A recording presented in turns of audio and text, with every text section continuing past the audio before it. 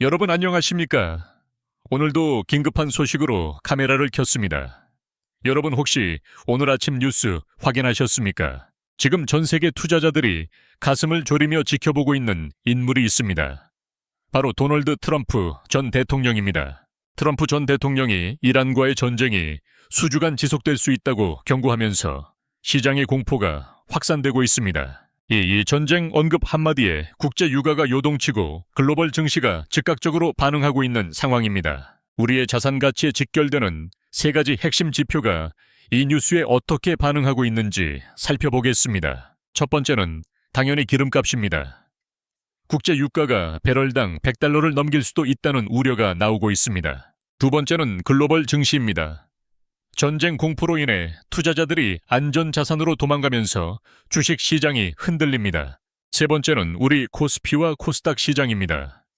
미국 증시가 흔들리면 한국 시장은 더 크게 영향을 받습니다. 여러분, 만약 이 전쟁이 장기화된다면 주유소 기름값이 3,000원이 될 수도 있다는 상상을 해보셨나요? 혹은 여러분이 아껴둔 삼성전자나 네이버 주식이 순식간에 10% 하락한다면 어떻게 하시겠습니까? 단순히 먼 나라 이야기가 아니라 지금 당장 내 지갑을 위협하는 현실적인 문제로 다가오고 있습니다. 그래서 오늘은 이 긴급한 상황을 분석하고 앞으로 어떤 일들이 벌어질지 예측해 보겠습니다. 특히 우리 개미 투자자들이 지금 이 시점에서 무엇을 준비해야 하는지 구체적으로 알려드리겠습니다. 지금 상황이 얼마나 심각한지 그리고 기회는 없는지 냉정하게 판단해 볼 시간입니다. 오늘 영상 끝까지 시청하시고 트럼프의 경고가 가져올 후폭풍에 대비하시기 바랍니다. 먼저 국제 유가의 현재 상황부터 심플하게 정리하고 넘어가겠습니다. 불과 한 달 전만 해도 유가는 비교적 안정적인 흐름을 보였던 것을 기억하실 겁니다. 하지만 이란을 둘러싼 지정학적 리스크가 부각되면서 유가는 순식간에 수직 상승하기 시작했습니다. 과거에도 중동의 위기가 닥치면 유가가 급등했던 사례들을 우리는 수없이 보아왔습니다. 이번 트럼프의 발언은 그 불안감에 기름을 부은 격이며 시장은 최악의 시나리오를 대비하고 있습니다. 기름값이 오르면 당장 우리 생활 물가가 어떻게 될까요? 상상만 해도 끔찍합니다. 공장에서 물건을 만들 때도 배달 기사님이 음식을 배달할 때도 모두 기름이 필요합니다. 결국 유가 상승은 짜장면 가격부터 버스 요금까지 모든 것을 끌어올리는 인플레이션의 주범이 됩니다. 그렇다면 두 번째 지표인 글로벌 증시와 우리 코스피는 왜 이렇게 예민하게 반응하는 걸까요?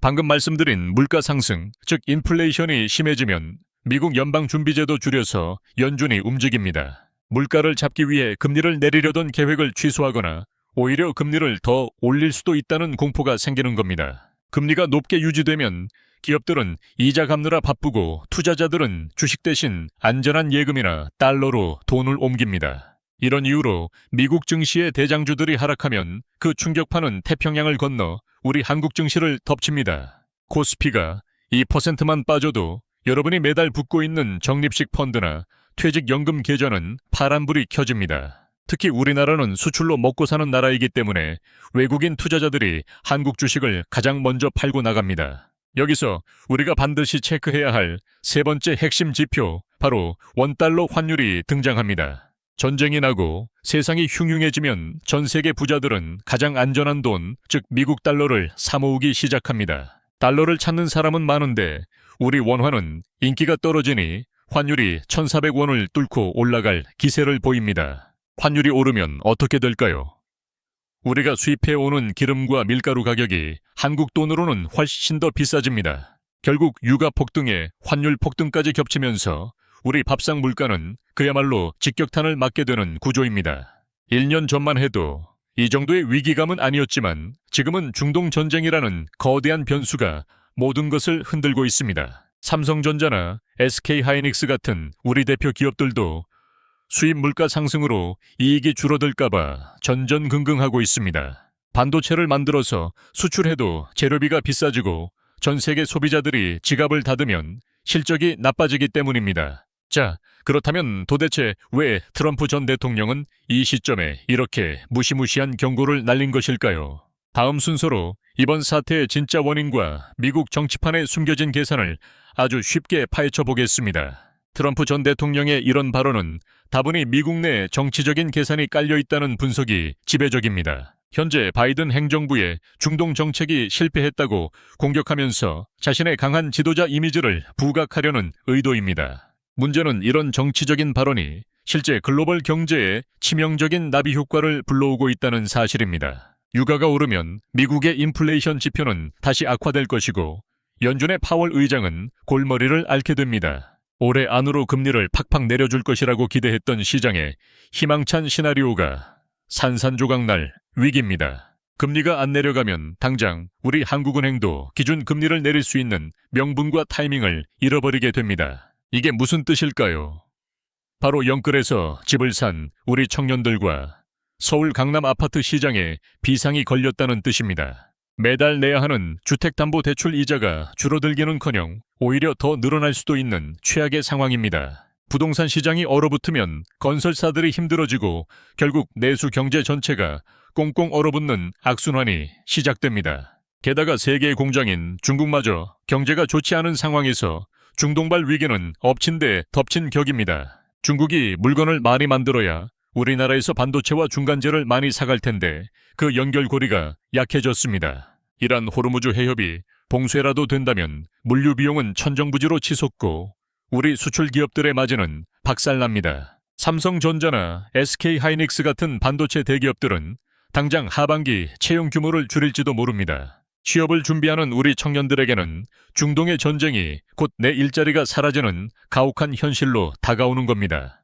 여러분, 주식시장은 원래 불확실성을 가장 싫어하는데 지금은 불확실성 그 자체인 셈입니다. 미국 대선이라는 거대한 이벤트에 중동 전쟁이라는 화약고까지 겹치니 기관 투자자들도 몸을 사리고 있습니다. 그렇다면 이런 무시무시한 폭풍우 속에서 우리 같은 평범한 개인 투자자들은 어떻게 살아남아야 할까요? 손 놓고 가만히 당할 수만은 없습니다.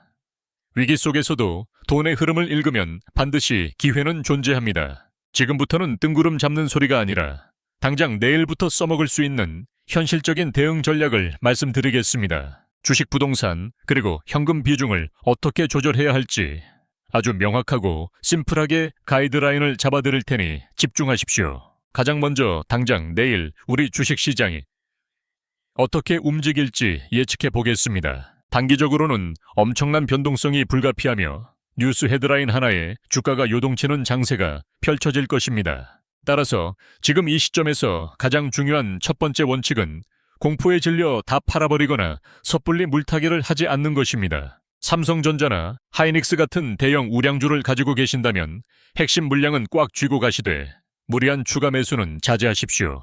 코스피가 2% 빠졌다고 해서 바닥인 줄 알고 덥석 들어가는 것은 떨어지는 칼날을 맨손으로 잡는 것과 같습니다. 오히려 지금 당장 눈여겨봐야 할 곳은 금과 같은 전통적인 안전자산 시장입니다. 실물금을 사기 부담스럽다면 금 ETF나 배당을 꾸준히 주는 통신금융 같은 방어주로 눈을 돌려야 합니다. 달러 투자는 어떨까요?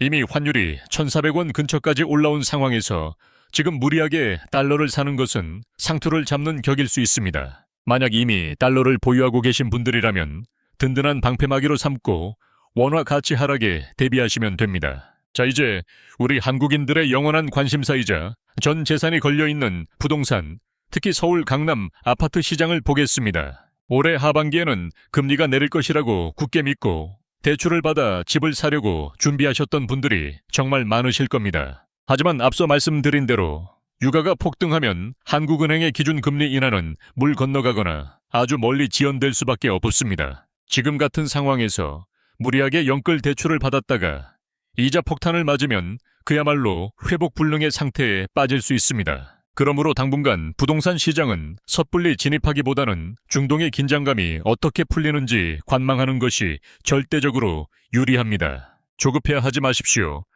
집은 도망가지 않지만 여러분이 성급하게 쏜 총알은 영영 돌아오지 않을 수도 있습니다. 그렇다면 지금 이 난세에 가장 빛을 발하는 최고의 자산은 무엇일까요?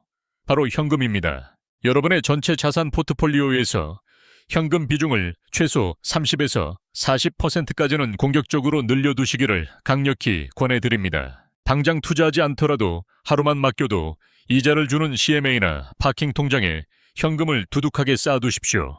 이 현금은 훗날 시장이 진짜 바닥을 치고 피를 흘릴 때 가장 싼 값에 우량주를 주워 담을 수 있는 강력한 무기가 될 것입니다. 명심하십시오. 전쟁과 인플레이션의 공포가 지배하는 시장에서는 큰돈을 버는 것보다 내 원금을 지키고 살아남는 것이 먼저입니다. 생활 물가에 대한 대비도 단단히 하셔야 합니다.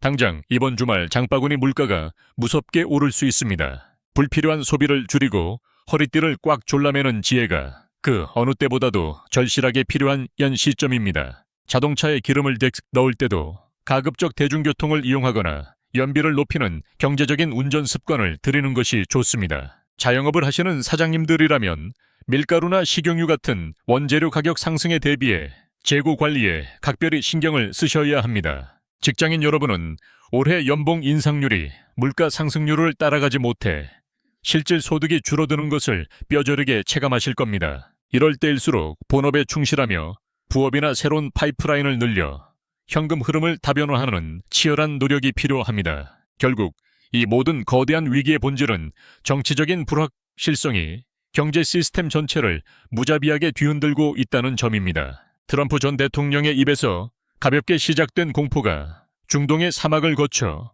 우리들의 얄팍한 통장까지 위협하고 있습니다. 하지만 역사적으로 길게 볼 때 전쟁이나 지정학적 위기로 인한 주식시장의 충격은 결코 영원히 지속되지 않았습니다. 시간이 지나면 시장은 언제나 새로운 균형점을 찾고 우리 기업들은 다시 이익을 내기 위해 기발한 돌파구를 마련할 것입니다. 우리가 진짜로 두려워해야 할 것은 위기 그 자체가 아니라 공포에 휩쓸려 이성을 잃고 뇌동매매를 저지르는 것입니다. 매일 쏟아지는 자극적이고 무서운 뉴스, 헤드라인에 일이 일비하지 마시고 거대한 경제의 큰 흐름을 냉정하게 읽으셔야 합니다. 제가 항상 거듭 강조하듯이 이 채널을 통해 저와 함께 매일 핵심 경제 지표를 체크하는 좋은 습관을 들이시기 바랍니다. 혼자서 이 거칠고 어두운 풍랑을 헤쳐나가기는 벅차지만 우리가 함께 공부하고 준비하면 충분히 이겨낼 수 있습니다. 오늘 다룬 유가 증시 환율, 이 세 가지 지표는 앞으로 최소 한 달간 여러분이 매일 아침 눈 뜨자마자 확인하셔야 할 숙제입니다.